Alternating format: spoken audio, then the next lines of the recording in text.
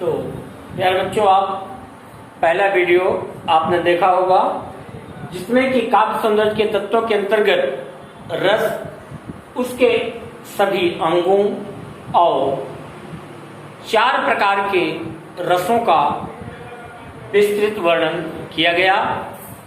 आप देखे होंगे तो अवश्य ही पसंद आया होगा और दूसरे वीडियो के माध्यम से हम उसके आगे का प्रसंग फिर से भेजने का प्रयास कर रहा हूं। अब आप ध्यान देंगे। अगला रस 5वां है जैसा आपका उत्साह,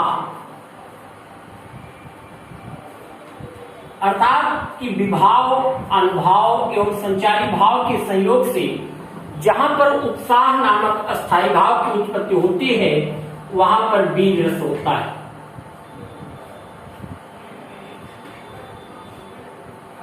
जैसा कि परशुराम लक्ष्मण संवाद के अंतर्गत लक्ष्मण के व्यंग भरे वचनों को सुनकर परशुराम जी क्रोधित होते हैं और वे अपनी वीरता का वर्णन करते हुए इस प्रकार से कहते हैं कि भुजे बल भूमि भूपे बिनु कीन्हे विपुले बारे मही देवन दीन्हे असहसे बाहु भुज छेदी निहारा परसु बिलो की मही पे कुमारा। ये युद्ध का वर्णन है। युद्ध वीर रस 4 प्रकार का होता है साहित्य में। युद्ध वीर, धर्मवीर, दानवीर और दयावीर, 4 प्रकार का वर्णन अगर जब साहित्यकार किसी भी प्रकार का वर्णन करता है चारों में तो वहां पर वीर रस की उत्पत्ति होती है। जैसा कि धर्मवीर का धर्म का सुंदर उदाहरण करते हुए दिनकर जी लिखते हैं कि महाभारत के युद्ध में जब अर्जुन और कर्ण आमने सामने हैं, ऐसे समय में एक अस्त्रसेन नामक सर्प कर्ण की तरकस में प्रवेश कर जाता है और कहता है कि हमारा और आपका लक्ष्य दोनों एक है, अतः एक बार केवल अपने धनुष पर बाण के स्थान पर मुझे बिठा करके अर्जुन के रथ तक पहुंचा दो। मैं अपने जीवन भर का संचित किया हुआ गरल उस पर उड़ेल कर उसे क्षण भर में ही समाप्त कर दूंगा। उसके ऐसे कपटपूर्ण वचनों को सुन करके कर्ण क्या उत्तर देता है? दिनकर जी ने लिखा कि राधे जरा हंस कर बोला, रे कुटिल बात क्या कहता है, जय का समस्त साधन नर की अपनी बाहों में रहता है, उसी पर भी सांपों से मिलकर मैं मनुज से युद्ध करूं, जीवन भर जो निष्ठा पाली उससे आचरण विरुद्ध करूं। तो इस प्रकार धर्म का वर्णन युद्ध के मैदान में कर्ण करता है। अगला आपका स्थायी भाव है क्रोध, जिसका रस है आपका रौद्र रस। ये दोनों रस आपस में मिलते हुए दिखाई पड़ते हैं, बहुत कम अंतर होता है कि दोनों में अपनी वीरता का ही वर्णन होता है, लेकिन रौद्र रस में जब साहित्यकार कोई क्रोधपूर्ण वचनों का वर्णन करता है तब वहां रौद्र रस पाया जाता है। जैसे कि लक्ष्मण जी के अनेक व्यंग भरे वचनों को जब सुनते हैं तो परशुराम जी क्रोधित होकर के लक्ष्मण कहते हैं कि रे बालकी काल बसे बोलत तो ही न संभाले, धनु ही सम त्रिपुरारी धनु विदित सकल संसार। अर्थात क्रोधपूर्ण कथनों का कोई साहित्यकार चित्रण करता है तो वहां पर रौद्र रस होता है। अगला हमारा है निर्वेद।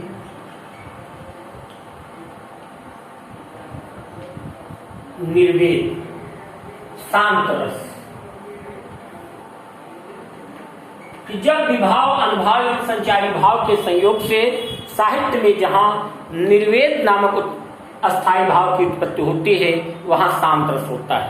अर्थात जब साहित्यकार ऐसा चित्रण करता है कि वो सांसारिक माया मोह से परे होकर के, दूर होकर के परमात्मा के चरणों में लीन हो जाता है, वैराग्य उत्पन्न हो जाता है उसे, तो वहां पर शांत रस दिखाई पड़ता है।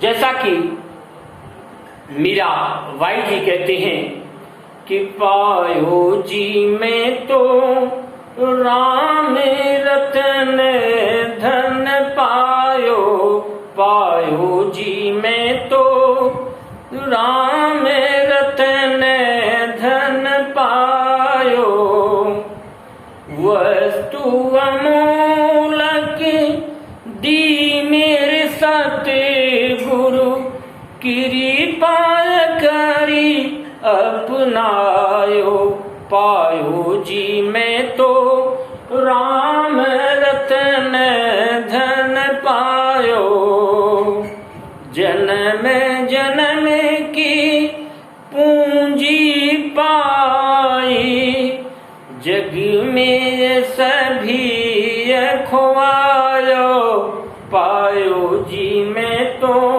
राम रतन धन पायो। अनेक कवियों ने इसका वर्णन किया शांत रस का। गौतम महाकवि सूरदास जी ने भी लिखा कि भगवान श्री कृष्ण के चरणों में छोड़ करके मुझे अन्यत्र कहीं भी किसी भी प्रकार के सुख एवं आनंद की प्राप्ति नहीं हो सकती। वह कहते हैं कि मेरो मन अनति कहाँ सुख पावे, मेरो मन अनति कहाँ सुख पावे, जैसे उड़ी जहाज को पक्षी फिर जहाज पर आवे, मेरो मन अनति कहाँ सुख पावे। ये निर्वेद शांत रस पाया जाता है। अगला हमारा है आठवें रस के रूप में, निर्वेद के बाद है आपके विस्मय रस। विस्मय, विस्मय का तात्पर्य आश्चर्य, कि जब साहित्य के अंतर्गत कोई साहित्यकार ऐसा वर्णन करता है कि पाठक उसे पढ़कर आश्चर्यचकित हो जाता है, तो वहां पर अद्भुत रस की प्राप्ति होती है। जैसा कि गोस्वामी तुलसीदास जी ने रामचरितमानस में लिखा कि बाल्यावस्था में एक दिन मां कौशल्या अपने पुत्र राम को लिटाकर सुलाकर चली जाती हैं पाकशाला में, और वहां देखती हैं तो वहां भी राम दौड़कर पुनः आकर देखती हैं तो बालक सोता हुआ दिखाई पड़ता है। इसका सुंदर चित्रण गोस्वामी तुलसीदास जी ने रामचरितमानस में करते हुए लिखा कि मां किस प्रकार से कौशल्या कि हाँ दुई बालक देखा तो मति भ्रम मोर किया ने विसेखा, देखी राम जननी अनुसार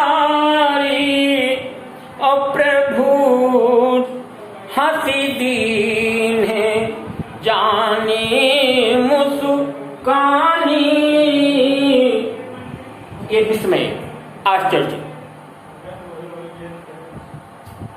या इसी का वर्णन करते हुए गोस्वामी तुलसीदास जी ने कवितावली में लिखा कि जब राम और लक्ष्मण सीता के जैसे सुंदर स्वरूप को देख करके ग्राम के नर नारी आपस में बातें करते हैं कि ऐसे सुंदर मन को अपनी ओर आकर्षित कर लेने वाले राजकुमारों को किस प्रकार से क्यों वन में भेज दिया गया, उसका वर्णन करते हुए आपस में बातें करते हैं और कहते हैं कि रानी में जानी अजानी महा पबी पाहन हूत कठोरे ही ओ है और राज काज अकाज न जानो कहे तिये को जिनी कान कियो है ऐसी मनोहरी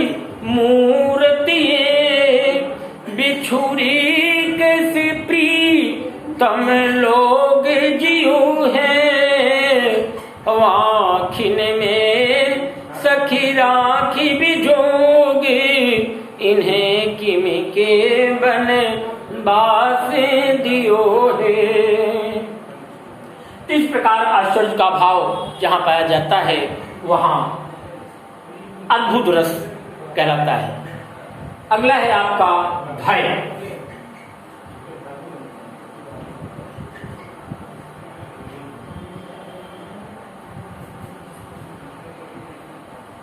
भय भयानक रस अर्थात विभाव अनुभाव एवं संचारी भाव के संयोग से जहां पर भय नामक स्थायी भाव की उत्पत्ति होती है वहां भयानक रस होता है।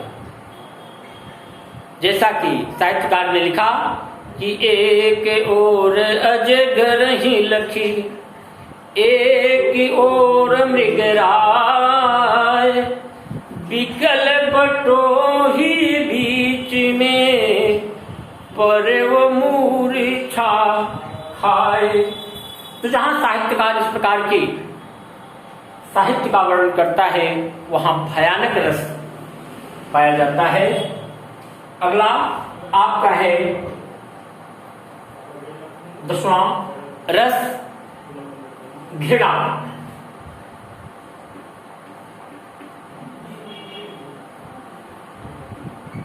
जिसे हम जुगुप्सा भी कहते हैं।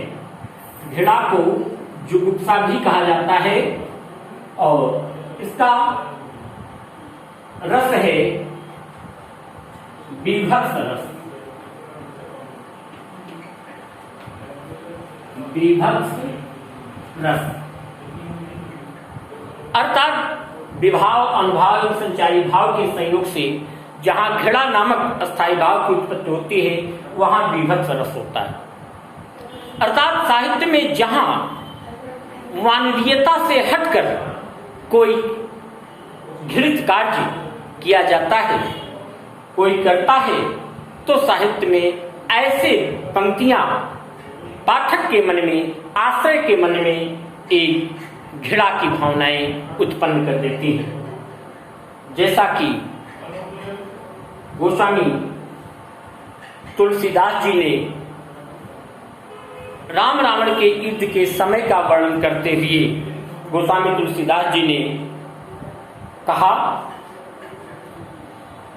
कि मारहि काटहि भुजाय उपारहि और शीस तोरी शीसन ते मारहि उदर बिदारहि भुजाय उपारहि अगहि पद अवनि घटमट की मही डारही।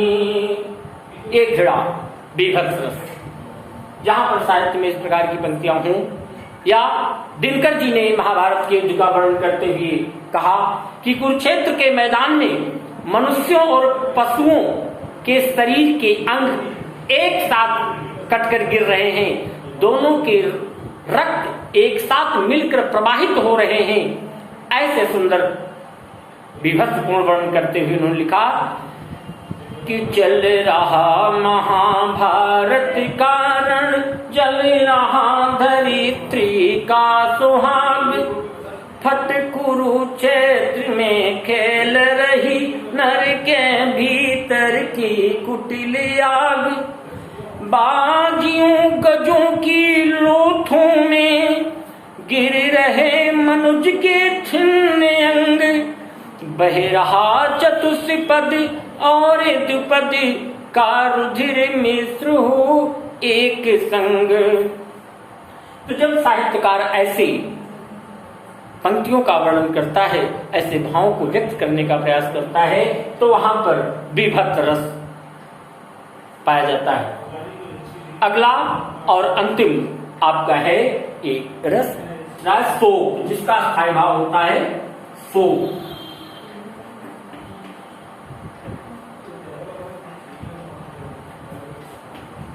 अर्थात विभाव, अनुभाव एवं संचारी भाव के संयोग से जहां पर शोक नामक अस्थायी भाव की उत्पत्ति होती है, वहां करुण रस होता है। अर्थात कि साहित्य में जहां अपनों से अपने अलग होने, अत्यंत ही उन्हें दुखी होने या मृत्यु आदि की घटनाओं का चित्रण जब साहित्य में पाया जाता है, तो वहां पर करुण रस की आवृत्ति होती है। जैसा कि गोस्वामी तुलसीदास जी ने लिखा कि जब राम, लक्ष्मण और सीता वन को चले गए, तो उनके वियोग में किस प्रकार से महाराज दशरथ तड़प तड़प करके विलाप कर रहे हैं, रो रहे हैं, उसका वर्णन गोस्वामी तुलसीदास जी ने लिखा कि रघुनंदन राम प्रीते, तुम बिनु जियते बहुत दिन बीते। हाँ जानकी लखन रघुबरी, हित चिति नरि चातक जल धर। तो यहाँ पर शोक महाराज राम के अलग होने पर महाराज दशरथ के हृदय में करुणा की भावना व्यक्त होती है। यही नहीं, नरोत्तम दास जी ने बड़ा सुंदर करुणा को व्यक्त किया कि गोस्वामी कि जिस समय सुदामा जी द्वारकापुरी पहुंचते हैं, भगवान द्वारकाधीश श्री कृष्ण उन्हें अपने सिंहासन पर बैठकर अपने हाथों से उनके चरणों को पखारते हैं और उनके पैरों में फटी हुई विवाहों को देख करके वे दुखी होते हैं और कहते क्या हैं कि ऐसे बेहाल विवाहिन सो पग कंटक जाल लगे पुनि जोए। हाय महादुख पार सखा तुम आए इतना कित दिन खोए। देखी सुदामा की दीन दशा करुणा करके करुणा निधि रोए।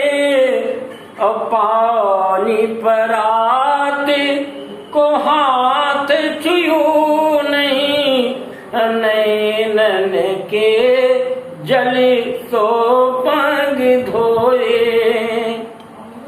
इस प्रकार अपने मित्र के कष्टों को देख करके भगवान द्वारकाधीश श्री कृष्ण अत्यंत दुखी होते हैं।